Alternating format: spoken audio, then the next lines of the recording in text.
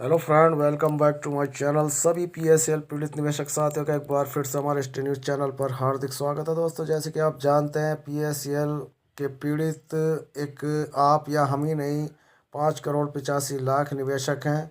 तो दोस्तों, उन्हीं निवेशकों में से एक ने अपनी जीवनी हमारे लिए साझा की है और उन्होंने अपने अनुभव हमें साझा किए हैं। वो अनुभव क्या है, उसके लिए दोस्तों आज हम स्पेशल वीडियो बनाने जा रहे हैं। तो दोस्तों, आपसे अनुरोध है कि चैनल पर बने रहें ताकि आपको पता चल सके कि आज जो हम कुलदीप जी की एक जीवनी लेकर आए हैं वो क्या है। तो दोस्तों, मेरा एक दोस्त है कुलदीप, जो दोनों पैर से पूरी तरह से विकलांग है। जब पिछले 5 साल से वो दिल्ली पूसा मार्ग पर भारत सरकार में नौकरी कर रहा है, यानी कि पूसा फार्म में भारत सरकार की नौकरी कर रहा है। तो दोस्तों, बात 9-10 साल पहले की है। उस वक्त कुलदीप मोबाइल रिचार्ज का काम कर रहा था। एक दिन कुलदीप मेरे पास आया और मुझे पीएसएल में स्कीम खुलवाने का अनुरोध किया। मैंने स्पष्ट मना कर दिया। मैंने इन चिटफंड कंपनियों में हमेशा से बहुत नफरत करता हूँ, ये कहा उससे।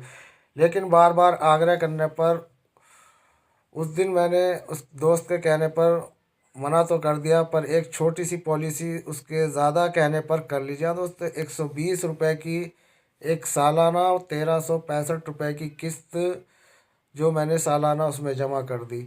जब मैं इस पॉलिसी की अंतिम वार्षिक किस्त भरने गया था तो उस वक्त पीएसएल की बेईमानी की थोड़ी सी शुभ सुबहाट यानी कि हो चुकी थी। लेकिन वह कहते हैं ना कि पैसे को खींचता है, यानी कि उनका कहना है कि कहते हैं ना कि पैसा पैसे को खींचता है। पूरी पॉलिसी पाने के चक्कर में आधे अधूरे मन से वह अंतिम किस्त भी जमा कर दी। जी हाँ दोस्तों, 120 रुपये मंथली की जो इन्होंने सालाना किस्त 1365 रुपये की जमा की, तो आखिरी किस्त भी उन्होंने जमा कर दी। शायद 10,000 या 12,000 के बीच पैसे मिले थे। लेकिन तब तो पीएसएल के बारे में सारा देश जानता है, यानी कि अब पीएसएल के बारे में सारा देश जानता है। कुलदीप ने बुझे मन से एक बार फिर मुझसे इन पैसों को भूलने का अनुरोध किया, जिसे मैंने विनम्रतापूर्वक स्वीकार कर लिया। यह भी सोचकर मन को समझाया कि चलो, छोटी सी पॉलिसी थी, लेकिन इसमें बेचारे लाखों करोड़ों गरीबों की खून पसीने की कमाई डूब गई। कितने ही एजेंटों ने आत्महत्या कर ली।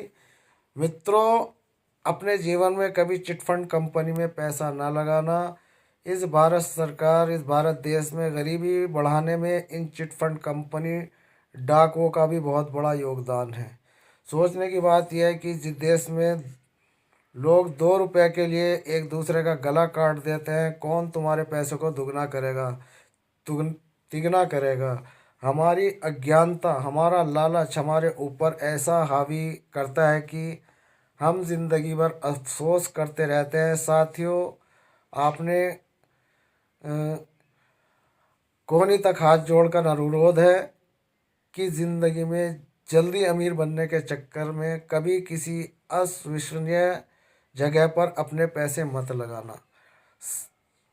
गांठ बांध लेना मेरी बात को। जी हाँ दोस्तों, ये जो हमने आपको बताया कि इस वक्त पीएसएल मैटर में क्या चल रहा है, आप अच्छी तरीके से जानते हैं। कंपनी बंद कर दी गई है भारत सरकार द्वारा और निवेशकों का ऑनलाइन प्रोसीजर चालू है, लेकिन निवेशकों तक पैसा नहीं आ रहा। तो दोस्तों, मैं अक्सर वास्तविक अनुभव का साझा करता हूँ आप लोगों से। जो अनुभव मुझे होता है उसका साझा करता हूँ, और उस साझे में आप लोग भी मुझसे अपनी परेशानियाँ शेयर करते हैं। तो दोस्तों, एक और बहुत लेटेस्ट आपको बात बताने जा रहा हूँ। मैं अभी तक के अपने जीवन में एक ही ठगी का शिकार हुआ हूँ। जी हाँ दोस्तों, एक ही ठगी आज तक मुझे रुला रही है, और उस ठगी का नाम है पीएसएल, यानी कि पल्स एग्रोटेक लिमिटेड। उन दिनों मैं 10वीं में था। उम्र 11 से लेकर उम्र थी मेरी 17 वर्ष 18 साल, यानी कि 17-18 साल की थी। मेरे एक दोस्त का फ़ोन आया कि भाई, एक बहुत लाजवाब कंपनी फलाना ढिकड़ा, ये कहकर उसने मुझे बुलाया और मैं चला गया। उसने कहा, उसके घर चला गया जहाँ उसी मनहूस कंपनी के दो प्रतिनिधि आकर पहले ही बैठे हुए थे। जी हाँ दोस्तों, पीएसएल के दो मनहूस प्रतिनिधि पहले ही आकर बैठे हुए थे। पूरी फार्मूले ड्रेस तथा बढ़िया टाई, यानी कि पूरा ड्रेस भी बढ़िया थी, टाई शाई भी लगाए हुए थे। उन्होंने मुझसे सर कहकर संबोधित किया। तो दोस्तों, स्कूल में हम टीचर को सर कहते थे, और कोई जब हमें सर कहने लगा तो हम सातवें आसमान पर चढ़ गए।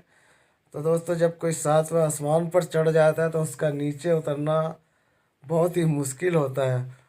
उन्होंने मुझे सर कहकर बात की, इस तरह संबोधित करना शुरू किया, तो मुझे बहुत अच्छा लगा। और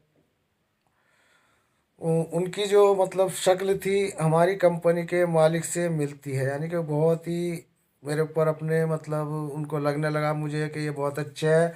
उनके चेहरे पर भी ऐसी चमक थी, और आप मुझे बड़े आदमी बनने में साफ दिख रहे हैं, यानी कि उन्होंने भी कुछ मुझे ऐसा कहा कि आप बहुत अच्छे हैं, आप बहुत बड़े आदमी बनेंगे। और फिर अपनी कंपनी के बारे में गप्पे उड़ाने लगे, यानी कि अपनी कंपनी की बड़ाइयाँ करने लगे। हमारी कंपनी 1983 से हर साल वर्ल्ड कप कराती है, और विराट कोहली और अक्षय कुमार और हमारे विराट एम्बेसडर हैं। और बिजनेस में हमारी कंपनी एलआईसी को भी पीछे छोड़ दिया। भाई ये तो सच है। इनके जो पीएसएल का जो झुंड था, जो इन्होंने मतलब चैन बनाई थी, वो वाकई इतना बिजनेस कर रही थी कि पीएसएल वाले भी मुख दर्शक बनकर देख रहे थे। इतना बिजनेस एलआईसी में नहीं हो पाया था जितना पीएसएल में चल गया था। तो दोस्तों, अब बात इस समय नंबर 1 पर हमारी कंपनी है। और भी हरामखोरों का पता नहीं क्या गपोड़े गप्पे सुनाई मनूस कंपनी के बारे में। फिर भी मैंने पूछा सीधा कि सर मुझे क्या करना है, क्योंकि हम तो खुद ही सातवें आसमान पे चढ़े हुए थे। उसने फिर मुझे मुद्दे पर बात करनी शुरू करी। उन्होंने कहा कि आपको 6 साल तक पैसे जमा करने हैं, और उसके बाद आपके पैसे डबल हो जाएंगे। हम आपको एजेंट बना देंगे, जिससे आपको अपनी पॉलिसी कमीशन भी खुद ही प्राप्त होगा। मैंने कहा बस एक पॉलिसी कराने में मैं बड़ा आदमी बन जाऊंगा ना, तो मुझे और फंसाया कि आप अपने रिश्तेदार हैं, मित्र हैं, और जो भी आपके जान पहचान के हैं, उन्हें मेरा फार्म भरवाओ, और मतलब पीएसएल के फार्म भरवाते रहो और अपना किस्तें जमा करते रहो, आपको पैसा मिलता रहेगा कमीशन से। मेरी उम्र 18 पूरी हुई थी, तो मेरी पॉलिसी वो पूरी नहीं हुई थी, सॉरी, मेरी अभी उम्र पूरी नहीं हुई थी, तो मेरी पॉलिसी तो नहीं हो सकती थी। अतः मैंने किसी अपने अड़ोस पड़ोस में रहने वाले की पॉलिसी करा ली। फिर पिताजी ने समझाया, लेकिन भाई जो सातवें आसमान पर चढ़ा होता है उसको कहाँ किसी का समझाया काम आता है। कंपनी के बारे में सुन चुका हूँ, परंतु वही सारी कहानियाँ जो हरामखोरों ने मुझे सुनाई थी, सारी मैंने अपने पिताजी को सुना दी। पिताजी ने मेरे कहने पर पॉलिसी तो कर दी, यानी कि एक और पॉलिसी हो गई। फिर मैंने उन हरामखोरों के कहने के अनुसार उन सबको अपना शिकार बनाया, जो मेरे जिनकी मैं बहुत इज्जत करता था, मुझसे बहुत प्यार करते थे। अतः सब ने मुझसे पॉलिसी करा ली। जहाँ मेरी नहीं चली वहाँ मैंने पिताजी की सोर्स लगा दी, यानी कि 1,25,000 के आसपास मैंने पॉलिसी द्वारा वहाँ पर पैसा जमा कर दिया पीएसएल में।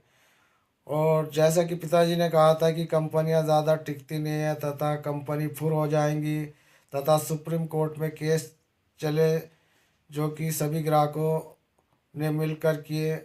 कुछ समय बाद मेरी जानकार जिन्होंने मुझ पर विश्वास करके पैसा जमा कराए थे, या जी हाँ दोस्तों, यहाँ पर ये बता रहे हैं कि जब वो जैसे कि पिताजी ने बताया था कि ये कंपनियां टिकती नहीं है, तो बस ऐसे ही हुआ, सिर मुड़ाते ओले पड़ गए।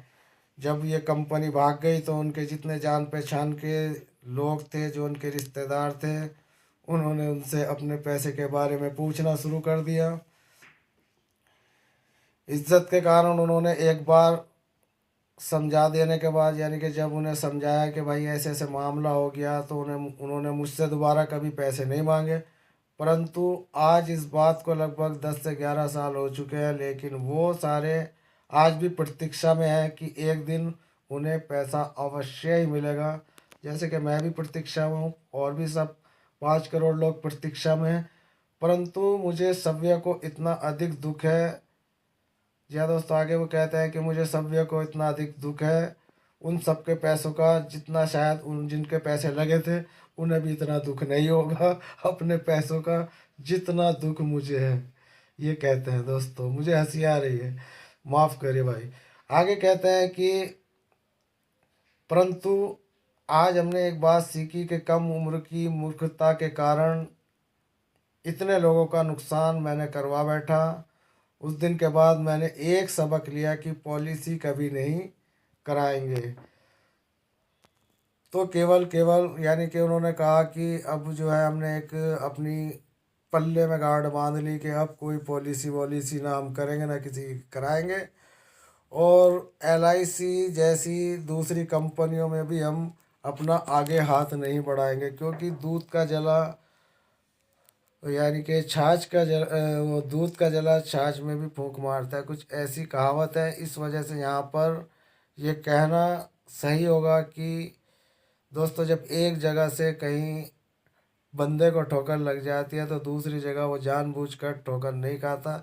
एक जगह किसी कंपनी की वजह से लूट गया तो दूसरी कंपनी में लूटने के लिए वो अब तैयार नहीं है। तो दोस्तों, ये थी एक ऐसे कमेंट की कहानी जो हमने आपको सुनाई, जो PSL से पीड़ित है, और उसका कसूर सिर्फ इतना है कि उसे एक बार सर कह दिया था तो वो 7वें आसमान पर चढ़ गया और उसको एजेंट बना दिया, और उसने पूरे अड़ोस पड़ोस के पॉलिसियाँ कर दी। और परिणाम स्वरूप आज वो इतने दुखी हैं, और उनका कहना है कि इतने दुखी वो भी नहीं होंगे जिनका पैसा इस कंपनी में डूब गया, जितना दुख उनको है लोगों का पैसा लगवाने का। तो दोस्तों, इस वक्त निवेशकों और एजेंटों के हालात क्या हैं, ये किसी से छुपे नहीं रहे। अभी प्रोसीजर कुछ नहीं चल रहा, और प्रोसीजर के नाम पर इस वक्त से विभाग केवल टाइम खींच रही है। और अभी तक 10,000 का ही प्रोसीजर चालू है। अभी कोई आगे बड़ा पेमेंट करने की यहाँ पर कोई अपडेट pulserefund.com इन जो उनकी वेबसाइट है सेबी की, उस पर अभी कोई अपडेट नहीं है। भले ही आपको यूट्यूब पर रोज़ नई से नई अपडेट दिखाते हों, तो दोस्तों ऐसी फेक जो खबरें होती हैं उनसे भी थोड़ा दूरी बनाएं, क्योंकि वो भी आप लोगों को परेशान करती हैं, भ्रामक न्यूज़ें डालते हैं। तो दोस्तों, न्यूज़ अगर ऐसी आपको देखनी है जो बिल्कुल जैन मैन है, तो दोस्तों हमारे इस यूस्टी न्यूज़ चैनल को सब्सक्राइब करें, लाइक करें, शेयर करें, ताकि हम आपके लिए अच्छी से अच्छी न्यू अपडेट लेकर आएँ। और ऐसी पीड़ित निवेशकों की जो कहानी हम लेकर आए दोस्तों, ऐसे पीड़ित निवेशकों की भी अक्सर हम आप बीती आपको सुनाते रहे। तो दोस्तों, मिलते हैं फिर किसी नेक्स्ट वीडियो में। धन्यवाद। जय हिंद, जय भारत।